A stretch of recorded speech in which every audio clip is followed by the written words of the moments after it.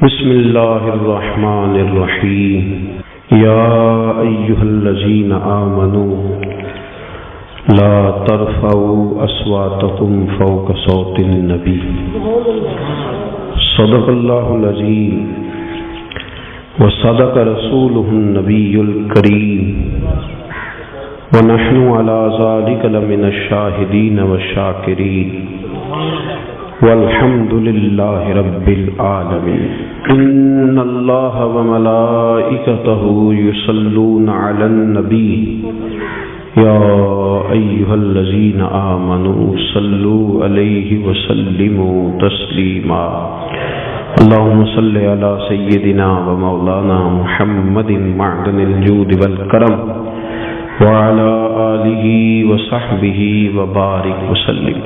حمد و صلات کے بعد عزیز دوستو، بزرگوں اور بھائیوں، قرآن پاک میں اللہ کریم نے ارشاد فرمایا ہے کہ یا ایھا الذین آمنوا لا ترفعوا اصواتکم فوق صوت النبی، فرمایا اے ایمان والو اپنی آوازیں میرے نبی پاک علیہ السلام کی آواز سے پست رکھو، ولا تجہروا لہ بالقول کجہر بعضکم لبعض، اور نبی پاک علیہ السلام کے سامنے اس طرح زور سے بات نہ کرو جس طرح تم آپس میں کرتے، ان تحبط اعمالکم وانتم لا تشعرون، فرمایا تمہارے سارے اعمال ضائع کر دیے جائیں گے اور تمہیں پتہ بھی نہیں چلے گا۔ دنیا میں کوئی ایسا ترازو تیار نہیں ہوا جس میں آواز کا وزن تولا جا سکے، اور کوئی ایسا پیمانہ نہیں جس سے آواز کا وزن ناپا جا سکے۔ یہ خاصا مشکل کام ہے۔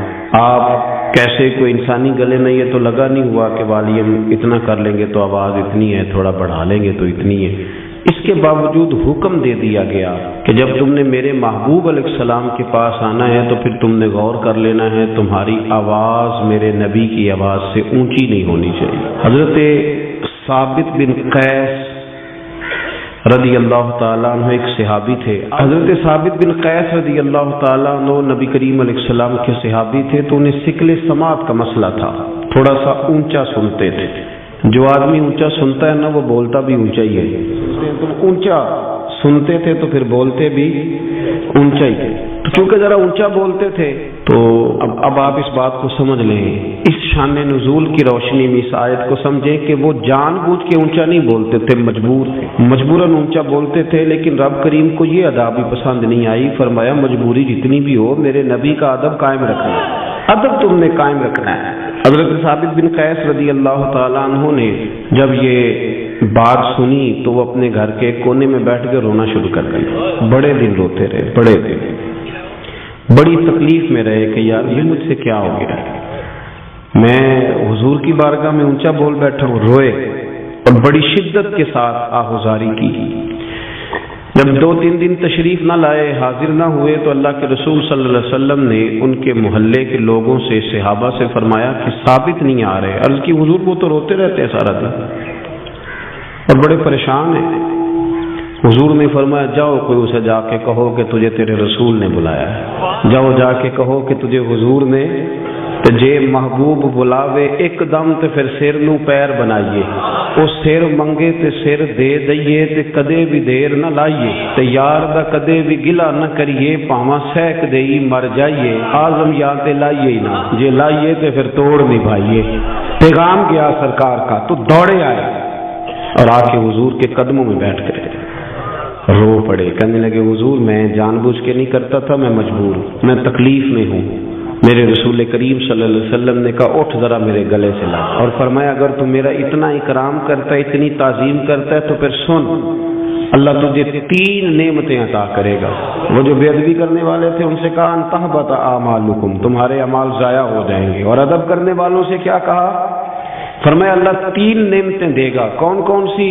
حضور فرمانے لگے رب تجھے عزت والی زندگی عطا کرے گا، اور رب تجھے شہادت کی موت دے گا، اور قیامت کے دن بغیر حساب کتاب جنت عطا کرے گا۔ یہ دور جب سے تیزی سے بڑھا ہے نا آگے، تو لوگوں نے محنت کر کے بے ادبیاں پروموٹ کی ہیں، کوشش کی گئی ہے بے ادبی پروموٹ کرنے کی۔ ہمارے ہاں یونیورسٹی کے پڑھے لکھے لوگوں سے لے کر دیہاتوں کے عام لوگوں تک ادب والا معاملہ نہ بڑا خراب ہو گیا. یعنی ہمارے لیے مسئلہ ہی کوئی نہیں، جس کی مرضی عزت اچھال دیتے، مسئلہ ہی کوئی نہیں. یہ جو ادب ہوتا ہے نا، اس سے خوشبو آتی ہے اور بے ادبی سے بدبو پھیلتی ہے، تعفن پھیلتا ہے. بے ادبی تکلیفوں کو جنم دیتی ہے. کچھ لوگ کہتے ہیں جی مطلب میں نے بات ہی کی ہے، کیا ہو گیا ہے؟ بھئی بات ادب سے کرو گے تو اس سے مٹھاس پھیلے گی، اور بے ادبی سے کرو گے تو اس سے تعلق خراب ہوگا. ہمیں نہ بات کرنے کا سلیقہ رہا، نہ ملنے کا سلیقہ رہا، نہ آنے جانے کا رویہ ٹھیک رہا، اس سے خرابی ہونے لگتی ہے. آپ دیکھیں نا، ماں باپ کو بندہ پیسے دے، لاکھوں میں خرچہ دے، کپڑے خرید کے دے، سارے کام ان کے کرے، لیکن کبھی مہینے میں ایک دفعہ بے ادبی بھی کر لے، وہ راضی رہیں گے؟ بیوی کہتی ہے اپنے شوہر سے، وہ کہتی ہے تو نا مجھے سال کے بعد ایک جوڑا لے کے دیا کر، اور تو تھوڑے پیسے دے دیا کر، میں گزارا کر لوں گی، پر تو نا مجھے گالی نہ دیا کر. وہ جو تو نے کل بات کی تھی تو میں ساری رات سو نہیں سکی، تو نے اتنی سخت بات کر رہا ہے. تضحیق اور توہین جو ہوتی ہے یہ تکلیف دیتی ہے آدمی، اذیت پہنچتی ہے، اذیت. شوہر اپنی بیوی سے کہتا ہے کہ تو نا کپڑے نہ بھی دھوئے گی تو میں دھوبی سے دھلوا لوں گا، روٹی میں ہوٹل سے کھا لوں گا، پر میری ماں کی عزت کیا کر. جب تو ان کی توہین کرتی ہے تو میرا دل پھٹتا ہے، مجھے تکلیف ہوتی.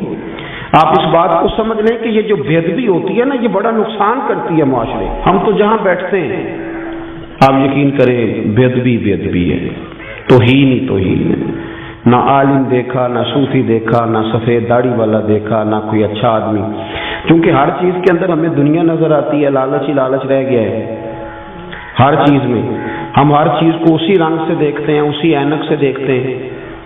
یہ بڑا خوبصورت رشتہ ہوتا ہے میاں بیوی کا رشتہ. یہ وہ واحد رشتہ ہے جسے اللہ تعالیٰ نے اپنی نشانیوں میں سے نشانی قرار دیا ہے. ان میاں بیوی کے سبب سے اولاد آئے گی، ان کے بچے ہوں گے. یہ سارا اخلاص والا رشتہ تھا، پر اس میں بھی لالچ آ گیا.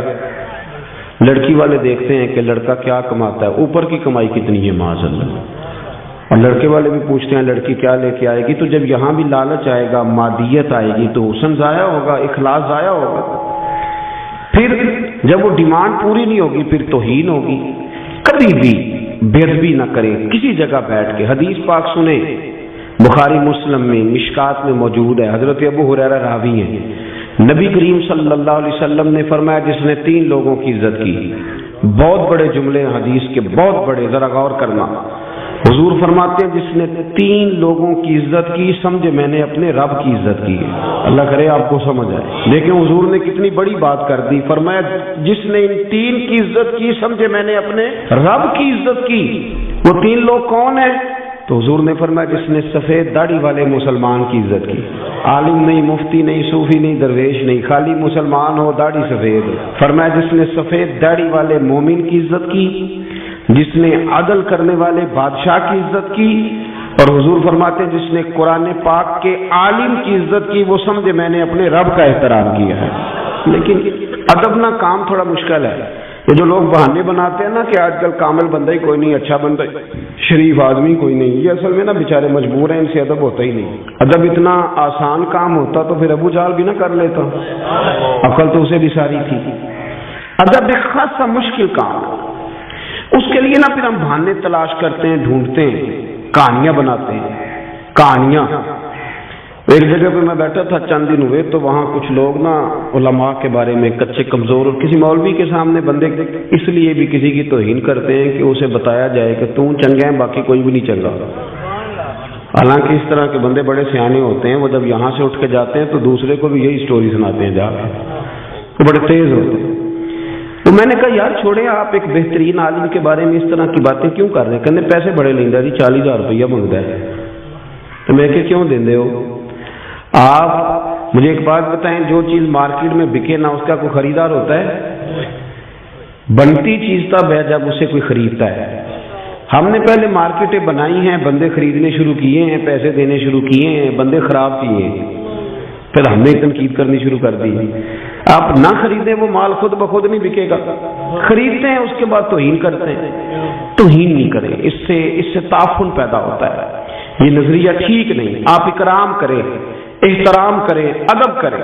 ادب بڑا حسن ہے، ادب بڑا وقار ہے، ادب سے انسان کے اخلاق کا پتہ چلتا ہے، ادب کے ساتھ اس کی سیرت چمکتی ہے، ادب کے ساتھ بہت ساری چیزیں ایسی ہوتی ہیں جو نکھر کے باہر آتی ہیں۔ آپ اکرام کریں، آپ احترام کریں۔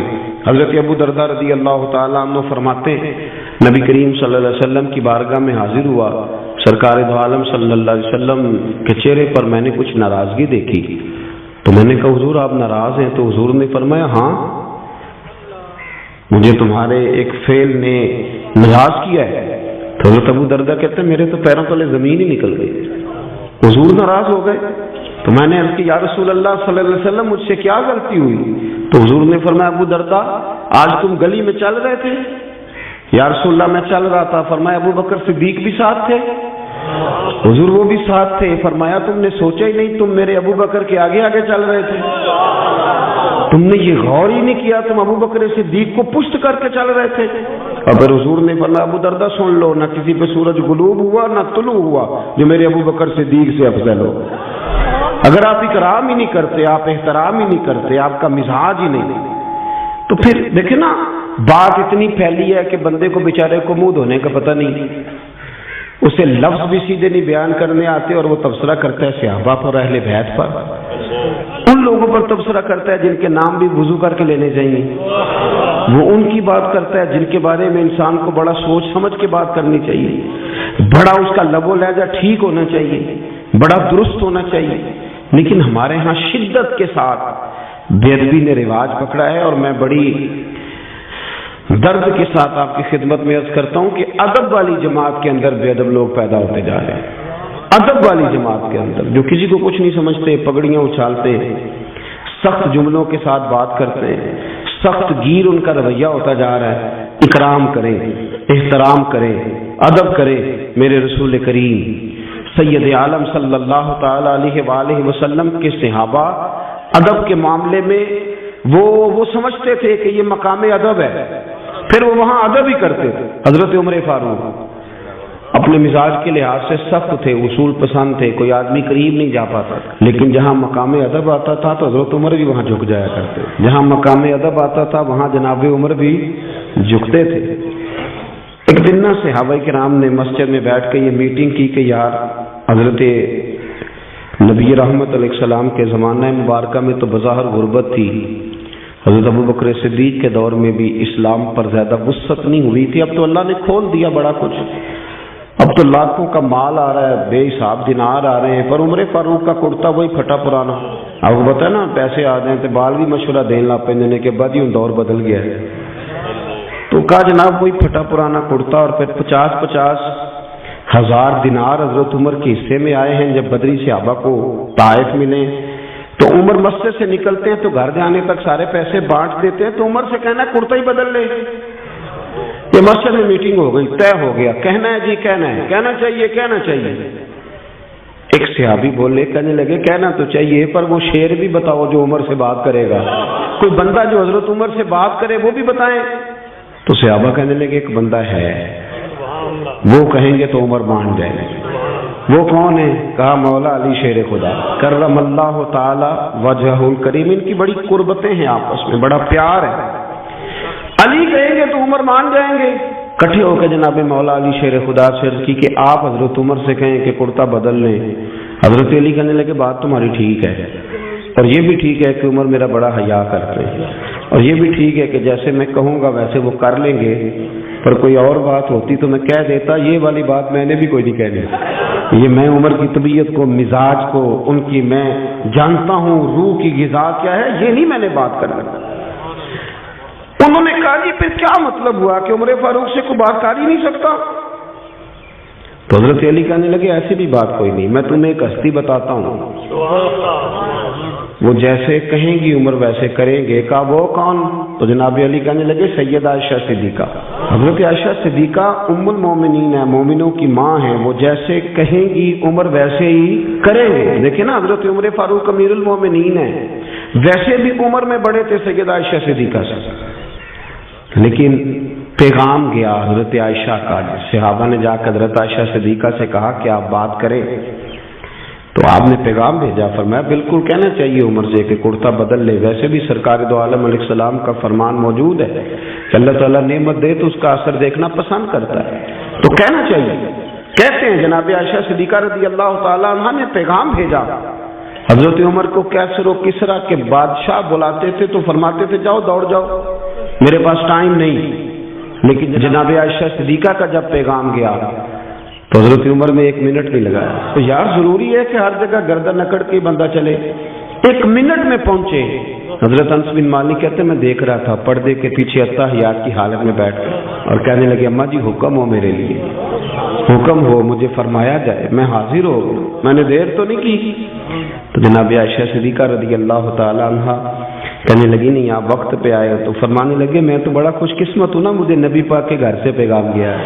ہمارا نا آہستہ آہستہ رویہ آہستہ آہستہ لوگوں کا خراب ہوتا جاتا ہے، ہم اپنی مرضی سے بولتے ہیں، اپنی مرضی سے چلتے ہیں، ہمارا طریقہ کار، اور کچھ ادب سکھانے والے وہ بھی بڑے انوکھے ہیں، انہوں نے ادب سکھایا مریدوں کو، پر یہ کہا ہے کہ صرف میرا ہی کرنا، اس کے علاوہ کسی اور کا، یہ بھی بہت بڑا رٹا ہے، ادب کرنا تو صرف میرا کرنا، یہ تو آپ نے قید کر دیا لوگوں کو، یہ آپ نے ادب نہیں سکھایا، یہ تو آپ نے اپنا طواف کرنے کا طریقہ بتلایا ہے۔ حضرت عمر فاروق حاضر خدمت ہیں، اتحیات کی حالت میں بیٹھے ہیں، جناب عائشہ صدیقہ رضی اللہ تعالی عنہ فرمانے لگی اے عمر فاروق، صحابہ کی خواہش ہے کہ آپ نیا کرتا پہنے، بڑے بڑے سفیر وزیر آپ سے ملنے آتے ہیں۔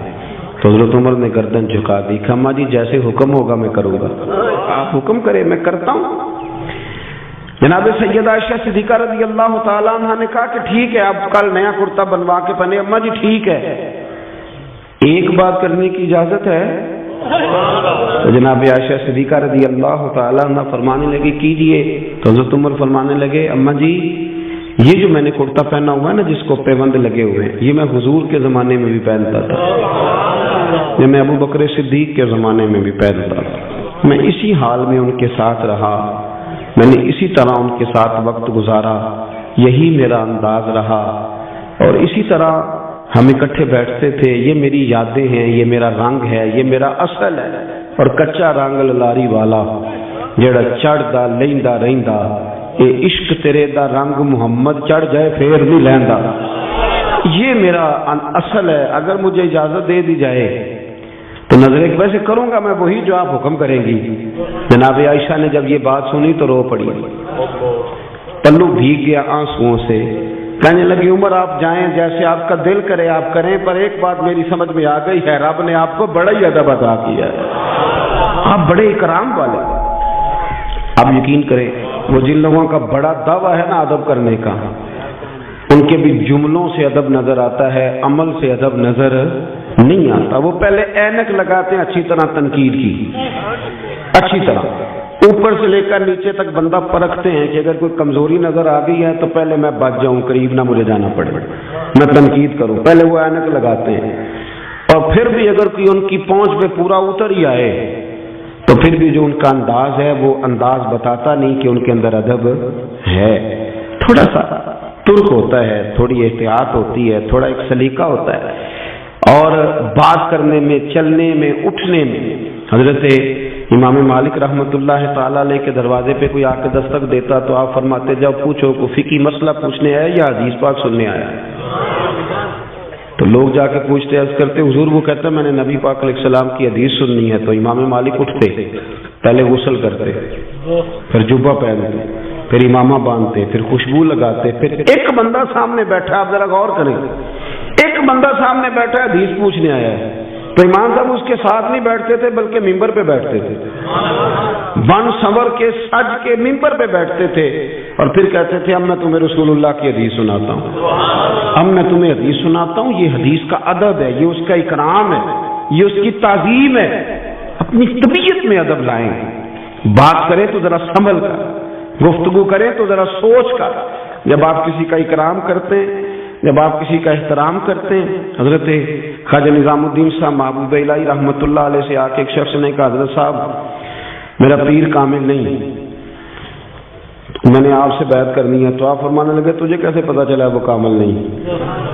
کامل کا پتہ بھی تو کسی کامل کو چلتا ہے نا، پہلے تو تو نے یہ دعویٰ کیا ہے کہ میں کامل ہوں، اس لیے تو پتہ چلا نا۔ آپ فرمانے لگے کچھ شرعی قباحت، کہنے لگا جی نہیں شریعت میں تو کوئی ایسا مسئلہ نہیں، شریعت کے دائروں پر پورے اترتے ہیں۔ تو خواجہ نظام الدین شاہ محبوب الہی رحمۃ اللہ تعالی علیہ ارشاد فرمانے لگے تو اللہ کی رضا کے لیے اسی کی خدمت کر اور اسی کا ادب کر، تو ادب کر تو خدمت کر، کامل نہ ہوا نا تو اللہ تیرے خلوص کی برکت سے اسے کامل کر دے گا، لیکن بے ادبی نہ کر، توہین نہ کر کبھی بھی۔ یہاں تو نا میں نے شروع میں کہا اہل حق بھی بٹ گئے ہیں، ہم اپنے ماننے والوں کو یہ تربیت کرتے ہیں کہ کسی اور کی تعظیم بالکل نہ کرنا، میری کرنا، اور بڑے بڑے بہانوں سے، یہ طریقہ درست نہیں، یہ تو آپ بے ادبی کو پروموٹ کر رہے ہیں۔ ادب کرے، اکرام کرے، ہمیں کیا لگے، ہم نے تو ادب کرنا ہے کہ بندہ نبی پاک کے مصلی پہ کھڑا ہے، ہم نے تو ادب کرنا ہے وہ نبی پاک کے ممبر پہ بیٹھا ہے۔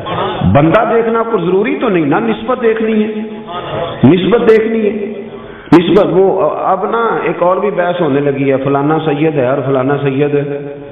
میں کہ اللہ اللہ تیرے کو صاحب پوچھنا ہے، صاحب کر کے دس کیڑا ہے تو کیڑا نہیں۔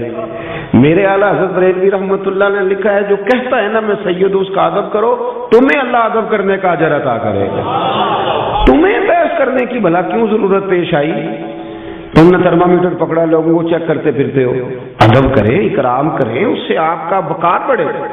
حضرت خواجہ قمر الدین سیالوی رحمۃ اللہ، حضرت شیخ الاسلام رحمۃ اللہ نے پنڈی کے علاقے میں تشریف لے گئے تھے، تو وہاں نا ایک شاہ جی تھے، وہ بڑی خوبصورت تلاوت کرتے تھے، بڑا سونا قرآن شریف پڑھتے تھے۔ تو حضرت جب جاتے تھے تو ان کے پیچھے نماز پڑھتے تھے، بزرگ عالم تھے، تو ان کے پیچھے نماز پڑھی، کچھ اور علماء بھی ساتھ تھے۔ ان کے پیچھے جب نماز پڑھی تو نماز کے بعد پتہ چلا کہ شاہ جی سے کوئی ایسی اہم غلطی ہو گئی ہے کہ نماز تو ہوئی ہی نہیں سرے سے۔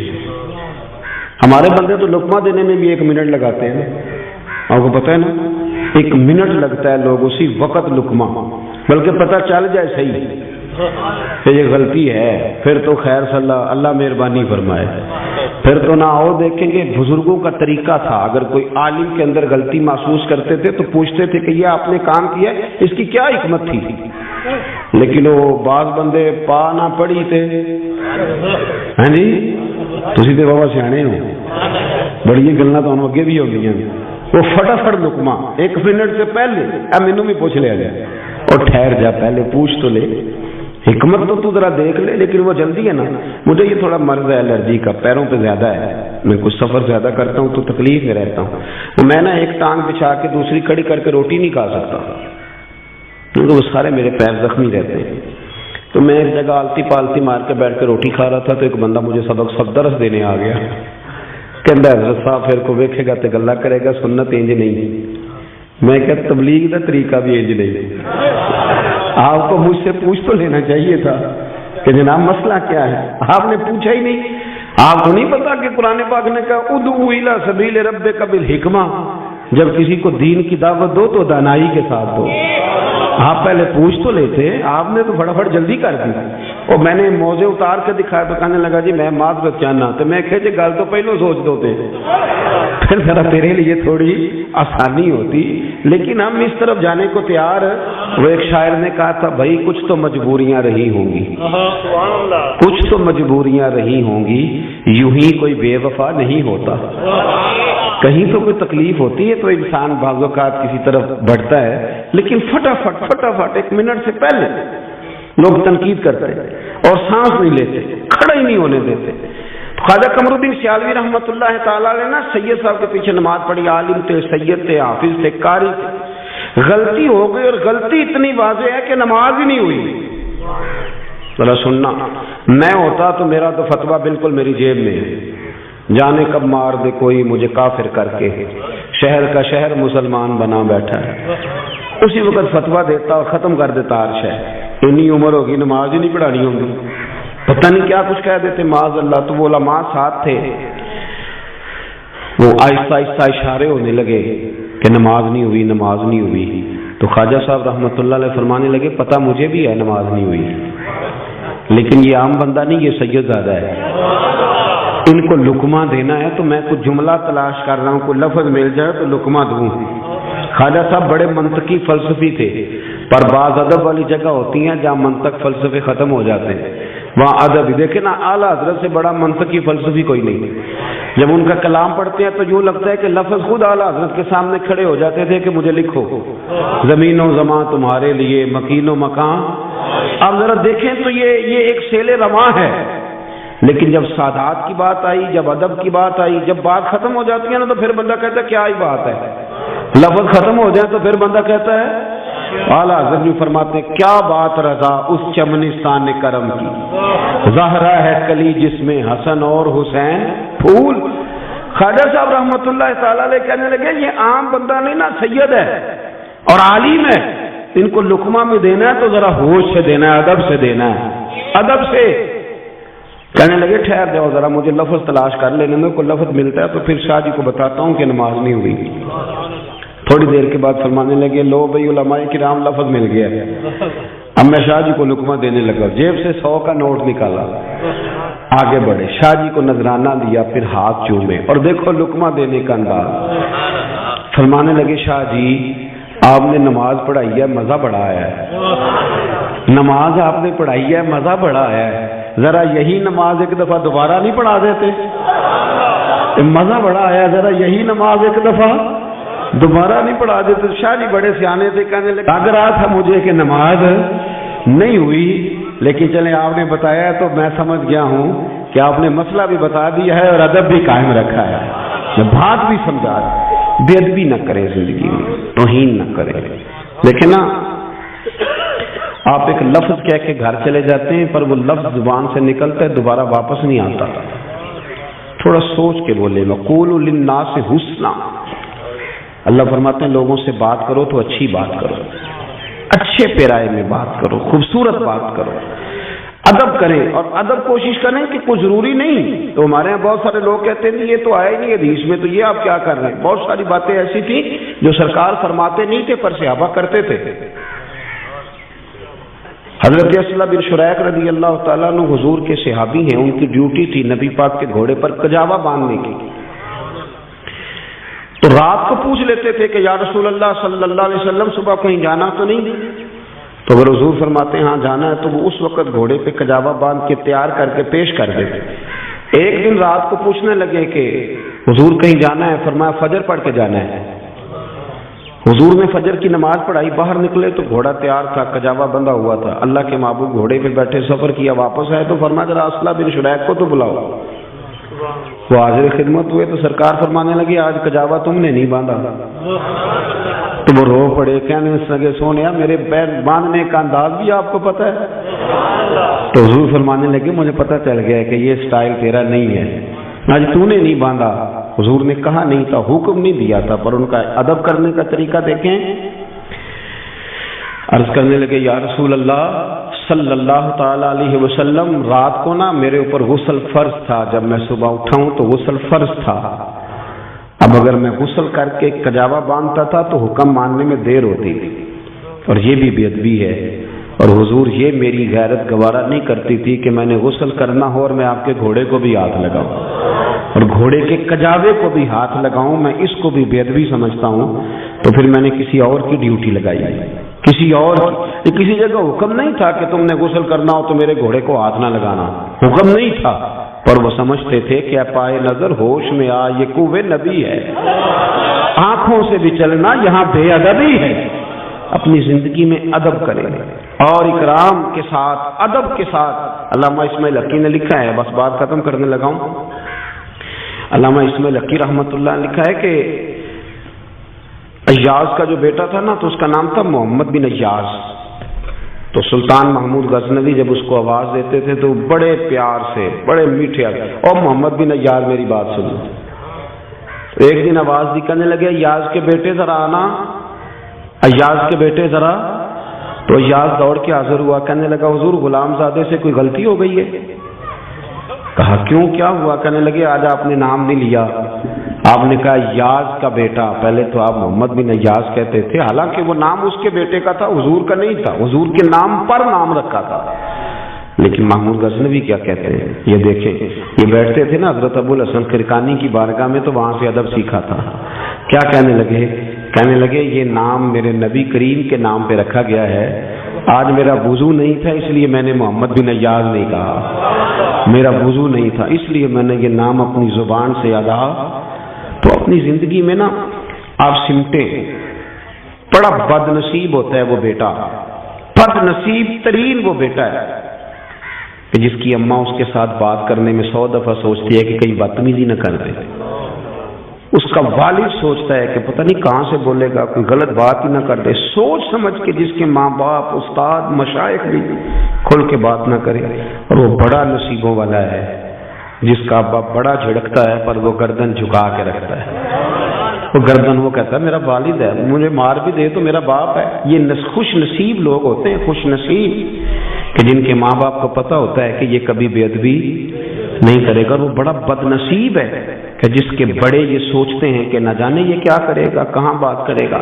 تو میری ساری گفتگو کا خلاصہ یہ کہ زندگی ادب والی بنائیں، پیار والی بنائیں، پریم والی بنائیں۔ ایک ہمارے ہاں اور آج کا ریت چلی ہے جی، وہ کعبے کی طرف ٹانگیں کرنا کون سا حدیث میں منع آیا ہے، اور فلانی چیز جی آپ تو جان بوجھ کے کر رہے ہیں، اور اللہ تعالیٰ خیر کرے بہت سارے لوگ حرم شریف سے واپس آتے ہیں تو یہ کہانیاں سناتے ہیں آ کے۔